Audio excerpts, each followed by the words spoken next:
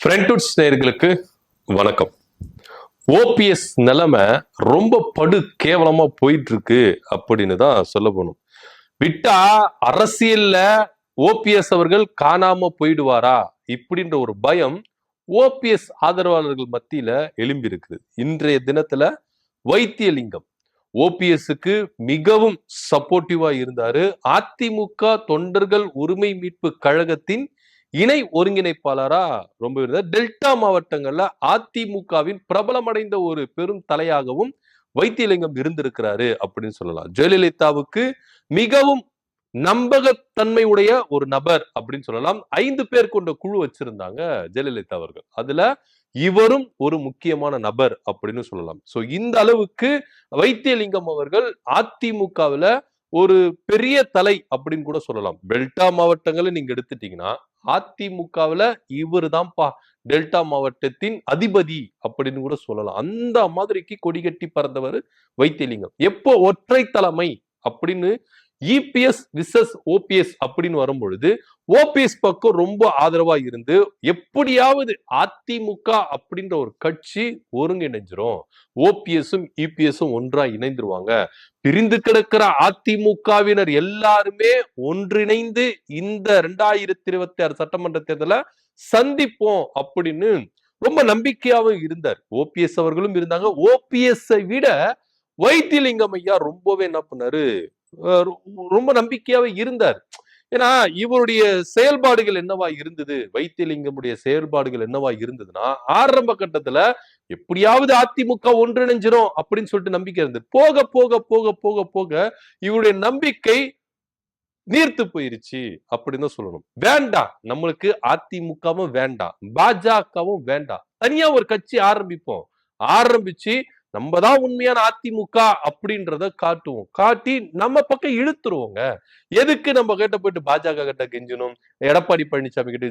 எடப்பாடி பழனிசாமி தலைமையை ஏத்துக்கிறதுக்கு எனக்கு மனசு வரல. அதனால நம்ம எடப்பாடி பழனிசாமிக்கும் போக வேண்டாம், பாஜக பக்கமும் போக வேண்டாம், தனியா ஒரு கட்சி ஆரம்பிப்போம் அப்படின்னு சொல்லிட்டு தான் அதிகாரப்பூர்வமான அறிவிப்பை கடைசியா அதிமுக தொண்டர்கள் உரிமை மீட்பு கழகத்தின் மூலமா நடந்த மாவட்ட செயலாளர்கள் கூட்டத்துல வைத்தியலிங்கம் அவர்கள் ஓபிஎஸ் ஓவர்டேக் பண்ணி ஒரு அனௌன்ஸ்மெண்ட் கொடுத்தாரு.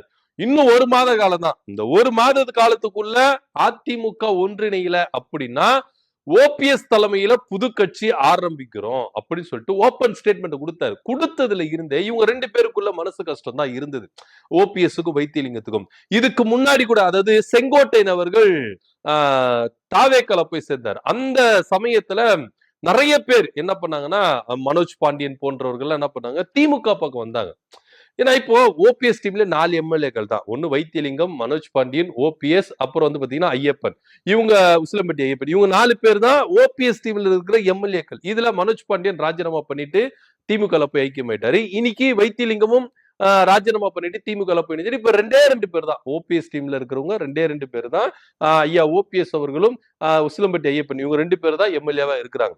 ஆனா இப்போ ஓபிஎஸ் டைம்லயே இருக்கிற முன்னாள் எம்எல்ஏக்கள், முன்னாள் அமைச்சர்கள், ஒரு சில சக்திகள் இருப்பாங்களா, அதிமுகவில் தவிர்க்க முடியாத ஒரு சக்திகள் இருப்பாங்களா ஒவ்வொரு மாவட்டத்திலும், அவங்களாம் ஓபிஎஸ் பக்கம் இருந்தாங்க. இப்ப வெல்லமட்டி நடராஜன் எடுத்துக்கங்க, குன்னம் ராமச்சந்திரன் எடுத்துக்க, இவங்க எல்லாருமே இப்போ வைத்தியலிங்கத்தை தொடர்ந்து 26ஆம் தேதிக்கு அப்புறம் திமுகவில் ஐக்கியமாக போறாங்க. இதுல குன்னம் ராமச்சந்திரன் ஓப்பனா ஸ்டேட்மெண்ட் கொடுத்துட்டாரு, நான் திமுக போய் சேர போறேன் அப்படின்னு சொல்லிட்டாரு. அடுத்ததா வெல்லமட்டி நடராஜன் அவரும் என்ன பண்ண போறாரு, வர ஓவரால் டெல்டா மாவட்டங்கள் இப்போ திமுக கண்ட்ரோல்ல வர்றதுக்கான வேலைகள் சூப்பரா இருக்கு. அதிமுக இப்போ கரைய தொடங்கிருச்சு. ஏன்னா இங்க எடப்பாடி பழனிசாமி ஒரு பெரிய ஈகத்தோடு இருக்கிறார். ஓபிஎஸ் சேர்த்து நீங்க அரசியல் சாணிக்கனா இருந்தா என்ன பண்ணணும், விருப்பு வெறுப்பெல்லாம் விட்டுட்டு கட்சி ஒன்றிணைஞ்சு தேர்தலை சந்திச்சு ஆட்சியை பிடிச்சிடணும். இதுல ஒரு சாணக்கியத்தனம் இருக்கணுமா, இருக்கக்கூடாதா? ஆனா ஓபிஎஸ் அவர்களை உள்ள சேர்த்துக்கிட்டா நம்ம டம்மி ஆயிருவோம் அப்படின்ற ஒரே காரணத்துக்காக ஓபிஎஸ் உள்ள சேர்த்துக்காம விடாப்பிடியா இருந்து என்ன பண்றாரு, காரியத்தை சாதிக்கிறவர் தான் ஐயா இபிஎஸ் அவர்கள். இதனால ரொம்ப பொறுத்து பார்த்துருந்தாங்க. ஓபிஎஸ் அவர்கள் மேல அவங்க ஆதரவாளர்களே பெரும் குற்றச்சாட்டு. இப்ப வைத்தியலிங்கம் கூட என்ன குற்றச்சாட்டு வைக்கிறாரு, ஏன் நான் திமுக வந்து இணைஞ்சேன்? இன்னும் சொல்ல போனா அவர் என்ன சொல்றாருன்னா, நான் கட்சியெல்லாம் மாறல. இப்போ அண்ணா திராவிட முன்னேற்ற கழகம் அப்படின்னு எம்ஜிஆர் ஆரம்பிச்சாரு. அண்ணா எந்த கட்சி ஆரம்பிச்சாரு? திமுக பயணிச்சவர் தான் எம்ஜிஆர் அதுல இருந்துதான் வந்தாரு. சோ எங்க தாய் கழகத்துல நான் இணைஞ்சிருக்கேன். யார நான் வந்து கட்சி விட்டு கட்சியெல்லாம் தாய் கழகத்துல நாங்க இணைஞ்சிருக்கோம் அவ்வளவுதான். இப்ப மனோஜ் பாண்டியனா இருக்கட்டும், அன்வர் ராஜா இருக்கட்டும், மைத்திரியனா இருக்கட்டும், கார்த்திக் தொண்டைமானா இருக்கட்டும், இப்போ வைத்திலிங்கமா இருக்கட்டும், அடுத்தடுத்து வரப்போற வெல்லமண்டி நடராஜனா இருக்கட்டும், குன்னம் ராமச்சந்திரனா இருக்கட்டும், இவங்க எல்லாருமே தங்களை தாய் கழகத்துல இணைச்சிக்கிறோம் அப்படின்னு சொல்லிட்டு தான் வராங்க. ஆனா இப்போ ஓபிஎஸ் உடைய கூடாரம் சுத்தமா காலி ஆயிருச்சு. இப்போ பெரும் தலை, அதாவது ஓபிஎஸ் டீமிலேயே ஓபிஎஸ்க்கு அடுத்து அறிமுகமா இருக்கிறது வைத்திலிங்கம். இப்ப அவரே பின்னாடி வந்ததுனால இப்ப எல்லாருமே இவர் பின்னாடி போறதுக்கு ஆரம்பிச்சிட்டாங்க. ஓபிஎஸ் கரைய தொடங்க ஆரம்பிச்சிட்டாரு. அவருடைய நிலைமை இப்போ கட்சியில ரொம்ப கவலைக்கிடமா தான் இருக்கு அப்படின்னு சொல்லலாம். ஏன்னா அரசியல்ல ஓபிஎஸ் அவர்கள் காணாம போயிடுவாரு. இப்ப இவர் என்ன பண்ணணும்? ஐயா ஓபிஎஸ் அவருடைய நிலைமை என்னவா இருக்க போகுது அப்படின்றதுதான் இப்போ ஒரு பெரிய கேள்விக்குறியா இருக்கு. வைத்திலிங்கம் என்ன சொல்றாரு? ஏன் நான் ஐயா ஓபிஎஸ் விட்டு விலகி வந்தேன்? ஓபிஎஸ் அவர்கள் அதிரடியா முடிவு எடுக்க மாட்டேங்கிறாரு. திரும்பவும் என்டிஏ கூட்டணிக்குள்ள போயிட்டு இபிஎஸ் தலைமையை ஏத்துக்க சொல்றாரு. ஆனா எனக்கு அதுல விருப்பம் இல்லை. திரும்பவும் இபிஎஸ் தலைமையில நான் இயங்குவதற்கு தயார். என்ன தனிப்படை விடுதத்துல கூப்பிட்டாங்க. இதே எடப்பாடி பழனிசாமி தனியா நீங்க வந்துருங்க, ஓபிஎஸ் விட்டு நீங்க தனியா வந்து ஜாயின் பண்ணுங்க, உங்களுக்கான உரிய அங்கீகாரத்தை நாங்க தரோம். டெல்டா மாவட்டங்கள்ல நீங்க அதிமுக அதாவது அம்மா இருக்கும்போது நீங்க எப்படி இருந்தீங்களோ அதே போல இருக்கலாம், தவிர்க்க முடியாத ஒரு சக்தியா இருக்கலாம், எல்லாத்தையும் நாங்க வந்து நான் பண்ண செட் பண்ணி தரோம், ஆனா நீங்க ஓபிஎஸ் விட்டு வரணும் அப்படின்னு சொல்லி இவருக்கு தனிப்பட்ட முறையில அழைப்பு கொடுத்து இருக்காங்களா. ஆனா இவரு நான் அப்படி வரமாட்டேன், ஓபிஎஸ் விட்டு நான் வரமாட்டேன், நான் இங்கேதான் இருப்பேன், எல்லாரும் ஒருங்கிணைந்து வரலாம் அப்படின்னு நீங்க ஒரு சொல்லுங்க, அப்ப நான் எல்லாரையும் கூட்டிட்டு வரேன். பிரிந்து கடந்து வெளியே போன மற்ற கட்சியினர் பயணித்தவர்கள் கூட நான் பேசி என்ன பண்றேன், திரும்பவும் அதிமுக அப்படின்றத ஒருங்கிணைந்த அதிமுகவா கட்டமைச்சு தேர்தலை சந்திக்கலாம் அப்படின்னு இவர் சொல்லி இருக்கிறார். ஆனா இந்த பக்கம் அவங்க ஒத்து வரல, வேண்டாம் அப்படிலாம் செட் ஆகாது அப்படின்றதுனால இவரு ஓபிஎஸ் கூட இருந்திருக்கிறார். ஆனா ஓபிஎஸ் நிலைப்பாடுகள் நாளுக்கு நாள் மாறிக்கொண்டே போயிட்டு இருக்கு. இப்போ என்டிஏ கூட்டணி வேண்டாம் அப்படின்னு இப்ப திரும்ப என்டிஏ கூட்டணிக்குள்ள போறதுக்கான வாய்ப்புகள் இருக்கு அப்படின்னு சொல்லிட்டு இபிஎஸ் தலைமையை ஏத்துக்கலாம் அப்படின்னு சொல்லிட்டு இப்போ ஐயா ஓபிஎஸ் உள்ள போனா கூட இபிஎஸ் உள்ள போனா கூட ஓபிஎஸ் ஒரு டம்மியா தான் இருப்பாரு கண்டி, ஒரு சக்தியா இருப்பாரா, ஒரு சக்தி மிக்க தலைவரா இருப்பாரா அப்படின்னா கிடையாது. ஏன்னா இபிஎஸ் தலைமையை ஏத்துக்கிட்டு தான் நீங்க உள்ள வரீங்க. அப்படி இருக்கும்போது இபிஎஸ் கீழே தான் நீங்க இருக்கமே கண்டி, அவருக்கு இணையா நீங்க இருக்க முடியாது அப்படின்றதுதான் நிதர்சனமான உண்மையா இருக்கு. சோ அதனாலதான் வைத்திலிங்கம் என்ன சொல்றாரு, நான் திரும்பவும் இபிஎஸ் தலைமையை அதுங்க போறதுக்கு எனக்கு தயாரா இல்ல, அதனால தாய் கழகத்துல நான் இணைஞ்சிட்டேன் அப்படின்னு சொல்றாரு. கூட 26க்கு அப்புறம், ஜனவரி 26க்கு அப்புறம் டெல்டா மாவட்டங்கள்ல ஒரு மாபெரும் கூட்டத்தை இணைப்பு விழாவை நடத்த போறேன். அதுல பின்னாடி எல்லாருமே வருவாங்க. இப்ப குன்னம் ராமச்சந்திரன் அவர் அனௌன்ஸ் பண்ண போனது, வெல்லமண்டி நடராஜன் வராரு, இன்னும் நிறைய பேர் அதிமுகவிலேயே அதாவது ஓபிஎஸ் டீம்ல இருந்தவங்க, ரொம்ப தவிர்க்க முடியாத சக்தியா இருந்த தலைகள் பின்னாடி வரும் அப்படின்னு சொல்லிட்டு நம்ம வைத்திலிங்கம் ஐயா சொல்றாரு. ஆக மொத்தம் இங்க அரசியல்ல காணாம போக போறாரா ஓபிஎஸ் அப்படின்ற ஒரு செய்தி தான் ரொம்ப இருக்கு. ஏன்னா இப்ப இதுக்குள்ளே இவரு ஒரு முடிவு எடுத்தாகணும். ஒருவேளை ஓபிஎஸ் அவர்கள் திரும்பவும் திமுகவிலே வந்து சேர்ந்துட போறாரா, இல்ல கூட்டணி வைக்க போறாரா அப்படின்ற ஒரு பெரிய கேள்விக்குறியாவே இருக்கு. ஏன்னா ஓபிஎஸ் டீம்ல இருக்கிறவங்க எல்லாருமே திமுக பக்கம் வந்துட்டு இருக்கிறாங்க. யாரும் இபிஎஸ் திரும்பவும் நம்ம அதிமுகவில இருக்கலாம் அப்படின்னு சொல்லிட்டு அந்த பக்கம் போல. ஏன்னா இபிஎஸ் ஒரு தலைவரா மதிக்கவே இல்லை, இவங்க தலைவரா ஏத்துக்கிறதுக்கு மனசே இல்லை. உண்மையா இவங்க எல்லாம் வந்து பாத்தீங்கன்னா மனோஜ் பாண்டியனா இருக்கட்டும், அதே போல அன்வர் ராஜாவா இருக்கட்டும், மைத்திரியனா இருக்கட்டும், கார்த்திக் தொண்டைமானா இருக்கட்டும், இப்போ வைத்திலிங்கம், இவங்க எல்லாருமே ஜெயலலிதாவுக்கு எந்த விசுவாசமா இருந்தாங்க, அதிமுகவுக்கு எந்த அளவுக்கு தீவிர தொண்டனா இருந்தாங்க அப்படின்றதெல்லாம் மிக ரொம்ப அறியப்பட்ட ஒரு விஷயமா இருந்தது. ஆனா இன்னைக்கு திரும்பவும் அதிமுக பக்கம் போகாம இபிஎஸ் ஒரு தலைவரை ஏத்துக்காம தாய் கழகமான திமுகவுல போய் இணைகிறாங்கன்னா இது வந்து ஒரு எப்படி சொல்றது, இபிஎஸ் வந்து டம்மி பண்ற அளவுக்கு, அதாவது அதிமுக அப்படின்ற ஒரு கட்சி 2026க்கு அப்புறம் இருக்கக்கூடாது அப்படின்னு தான் எடுத்துக்கொள்ள முடியுது. தாய் கழகத்துல இணைஞ்சிடலாம். அங்க போயிட்டு அவர்லாம் ஒரு தலைவரே கிடையாது, பொதுச் செயலாளர் கிடையாது, அவரு கிட்ட போயிட்டு நம்ம அடிமையா இருக்கு. ஏன்னா அந்த கட்சியே பாஜகவுக்கு அடிமையா இருக்கு சொல்றாரு. சர்வாதிகாரமா அவர் என்ன பண்றாரு, செயல்பட்டு இருக்கிறாரு எடப்பாடி பழனிசாமி.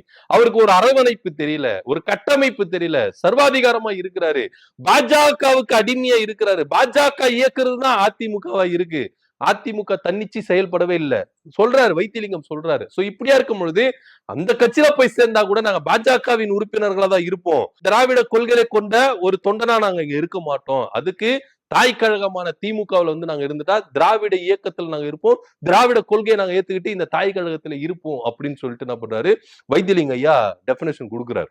சோ இப்படி பார்க்கும் பொழுது அதிமுகவுல இரண்டா பிரிஞ்சிருக்கிற இபிஎஸ் ஓபிஎஸ், இப்ப ஓபிஎஸ் பக்கம் இருக்கிறவங்க எல்லாருமே இபிஎஸ் பக்கம் போகாம தாய் கழகமான திமுகவுல இணைஞ்சிட்டு வர செய்தியை தான் நம்ம பார்த்துக்கிட்டு இருக்கோம். இது இன்னும் அதிகரிக்கும்.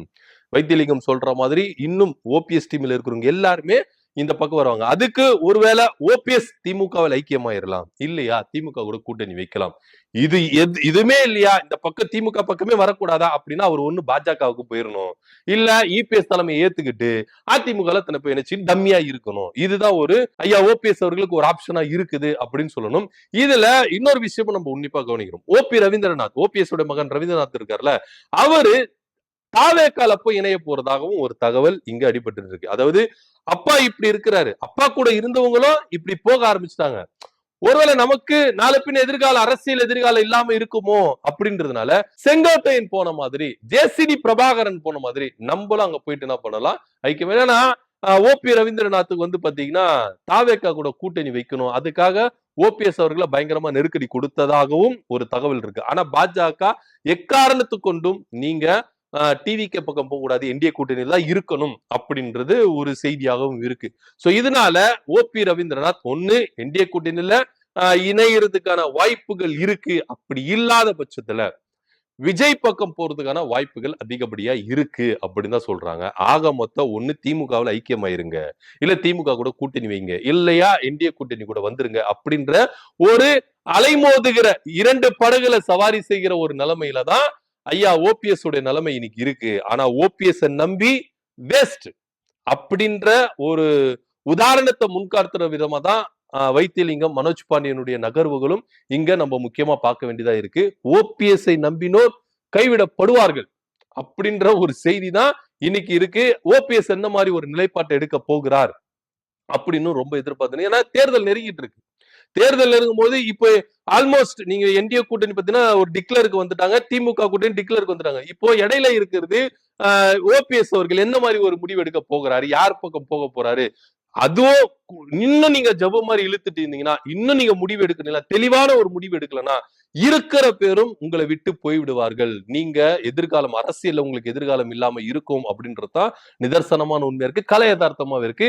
இப்ப ஆல்மோஸ்ட் வெல்லமண்டி நடராஜனும் குன்னம் ராமச்சந்திரனும் என்ன பண்றாங்க, திமுக பக்கம் போறதுக்கான வேலைகளை சொன்னா இது குன்னம் ராமச்சந்திரன் ஓப்பன் அனௌன்ஸ்மெண்ட் பண்ணிட்டார். வெல்லமண்டி நடராஜன் இன்னும் தனியா அவர் வந்து அதிகாரப்பூர்வ அறிவிப்பு கொடுக்கலாலும் வைத்திலிங்கம் வழிகாட்டுதலின்படி வெல்லமண்டி நடராஜன் திமுகவில் ஐக்கியம் ஆயிருவார். ஏன்னா வைத்திலிங்கம் உறுதிபட சொல்றாரு ஜனவரி 26க்கு அப்புறம் இணைப்பு விழா நடத்துற, அதுல ஓபிஎஸ் கூட இருக்கிறவங்க நிறைய பேர் வருவாங்க அப்படின்னு சொல்றாரு. பார்க்கலாம் என்ன நடக்க போகுதுன்னு. அரசியல்ல எதிர்காலம் இல்லாம நிலைமையில இப்ப ஐயா ஓபிஎஸ் அவர்கள் இருக்கிறாரு. என்ன மாதிரி முடிவு எடுக்க போகிறார்? வைத்திலிங்கம் ஓபிஎஸ் விட்டு விலகி போனது இது ஓபிஎஸ்க்கு ஒரு பெரும் இழப்பு அப்படின்றதான் எடுத்துக்கொள்ள முடியுது. இதை பத்தியோட கருத்து என்ன அப்படின்ற கீழே கமெண்ட் பண்ணுங்க. நன்றி, வணக்கம்.